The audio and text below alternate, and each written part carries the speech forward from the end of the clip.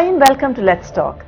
Today we have with us an outstanding personality, a brilliant academician, teacher, researcher, institution builder, educational administrator. We have with us the ex officio Principal Secretary, Department of Science and Technology, Executive Vice President, KSCST, Professor V.N. Rajasekharan Pillai. Let's talk.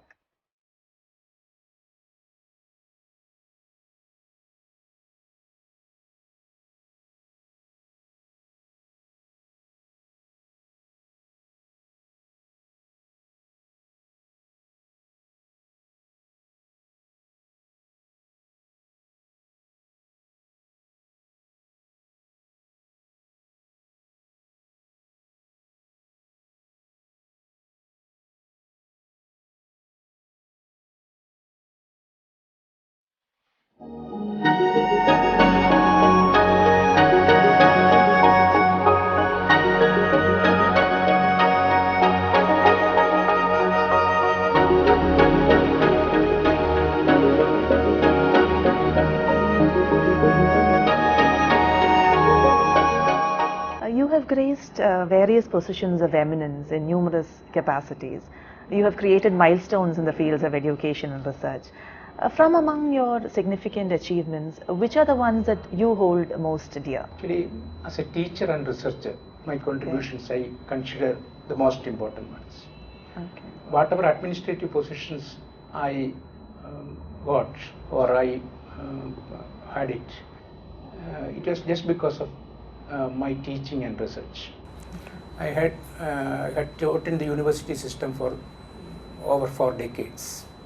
I have also guided a large number of research students for their PhD and postdoctoral work. They are all occupying very eminent positions. So basically, all my achievements are because of the fact that I have been a good teacher, researcher, and guided a good number of very eminent students in the field. The interest in basic sciences has dwindled over the past few decades, but are we now seeing a revival? How do we promote interest in basic sciences? Without a firm footing in basic sciences, you cannot have any applied science or engineering or any technology. World over, by promotion of basic science only, the technologies have grown. In India also, there was some sort of a decline among the students for interest in basic sciences. But now the trend is getting reversed. Earlier there was a feeling that only through professional courses like engineering, medicine, management, etc., one can get very good positions and all that. That's not true, actually. If you excel in basic sciences, there are excellent opportunities all over the world. So a firm footing in basic sciences is also necessary for the growth in the other professional disciplines as well. For example, when we talk about engineering, when we talk about technology, we hear only about the graduate courses in these disciplines. But there are a lot of other activities, lot of other opportunities in engineering science, higher levels of research in engineering sciences. This is not happening in a big way. What is actually happening is now in the interfaces between sciences, the various sciences, and the interfaces between science and technology, a lot of new things are happening. So an interdisciplinary approach is necessary for making a dent in technology or in science. So these are complementary to each other. Okay. So how do we promote this interest? How do we create awareness about, you talked about the scope. So how do we create awareness? How do we let people know that there is a future there? All over the world, there are very specific activities to promote basic sciences. The American Association of Advancement of Science, that is the biggest organization of scientists in the whole world. There also, for example, even in the so-called developed countries also, there was some sort of a decline in science education and mathematics education. They are trying to overcome it. In India, we have strong research groups in basic sciences even now. but in terms of numbers, it's not very high. Hi. Now, to overcome this, Department of Science and Technology, Department of Biotechnology, Council of Scientific and Industrial Research, and all the major departments of the government, central government, started very specific activities to nurture basic science among school children, and also to promote science in colleges and universities. For example, a set of new institutions have come up. Earlier, primarily for basic sciences, we had institutions like Indian Institute of Science, Bangalore, Indian Association of Cultivation of Science, and a few other institutions under the Department of Science and Technology. They were primarily research institutions. I think 8 years back, the Government of India started a new set of institutions known as Indian Institute of Science Education and Research, ISES. Okay. This is intended for students to take up science in a holistic way. Okay. Immediately after the school, they can opt for a science program wherein they can learn all the sciences and its relevance to technology as well. And after the graduation and post-graduation, they can continue with their research for okay. PhD program in this institution. After PhD program, they are also assured for 5 years some sort of a full-time job at the assistant professor level. Okay. So this is large number of students are opting for this particular program from Kerala also. In the initial stages, almost 48% of the students were from Kerala. Okay. Similarly, there is an institution under the Department of Atomic Energy. It is known as NICER, National Institute of Science Education and Research. Their objectives also the same. And then there are very distinguished fellowship programs specifically to promote science from the various departments. Even the so-called high technology or high science departments like Department of Atomic Energy or Department of Space, they are providing education and capacity building opportunities in basic sciences. Okay. DRDO, Defense Research and Development Organization, they have a good number of institutions. They are promoting even biology programs, life science programs in universities. And then from the University Grants Commission also, there are very specific activities to promote basic sciences in universities and in colleges. And then there are also international programs to attract eminent people who are doing science in, eminent Indians who are doing science in other countries to come to India.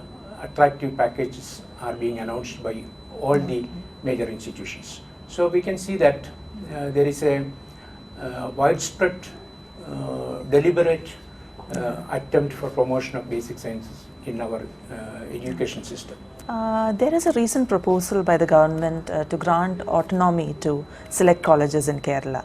What are the advantages and disadvantages of such a proposal? Actually, I personally consider it as a very welcome move.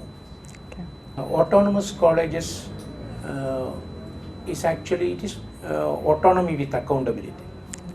Okay. In fact, the very purpose of giving autonomy to colleges or to higher level education institutions is to ensure that the teachers who teach, they also examine the students and they also are made responsible for the achievement or for their achievements.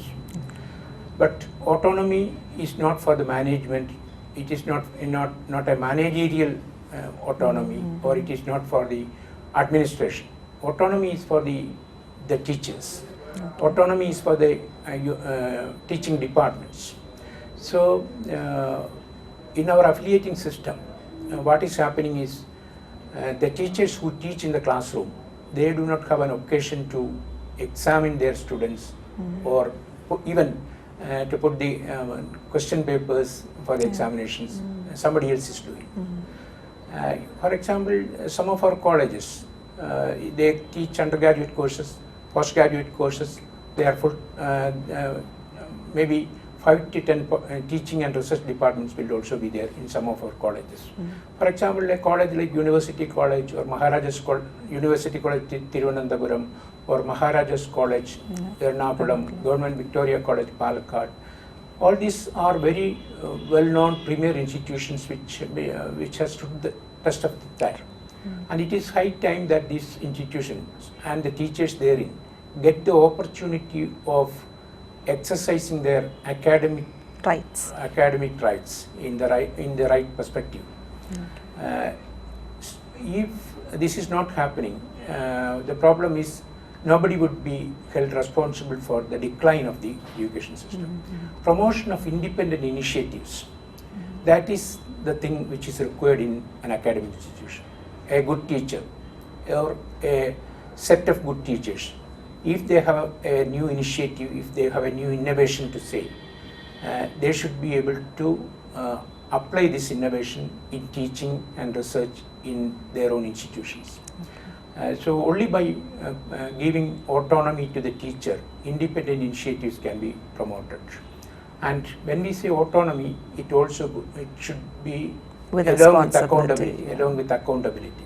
For example, for whatever malpractice or whatever good things happening in an autonomous institution, the teachers should be held responsible. In the autonomous system, there are several instruments for checking the accountability or checking the quality. For example, the syllabus is prescribed definitely by the teachers in that particular subject, but there is also representation in a state level and at the national level in the various committees for examination, evaluation and also final declaration. There are representatives from various state level and national level organizations. For example, in the concept of the autonomous colleges, University Grants Commission has sanctioned. There is representative of eminent academics in the all the committees of the autonomous colleges. So there are checks and balances in the particular system, and only by exercising autonomy probably one can fix the responsibility. Otherwise, somebody will say that I am teaching, but I am not involved in examination. I do not know the teacher. I do not know the students whom I evaluate. And if somebody is erring, or maybe if mistakes are happening, it should be corrected. If somebody is erring deliberately, there should be provision to withhold the autonomy or stop the autonomy for such institutions. The self-financing colleges, first we should have some sort of an analysis, a stock checking. How many of these students are needed? How many of these such engineers or BTech degree holders or professional degree holders are needed for the state? Some of the colleges which are not performing, which are not, there is no result and all that, it should be shut down. There's no doubt about it. Kerala, the universities in Kerala, of course they are doing research, no doubt about it. But it's not much industry linked as of now.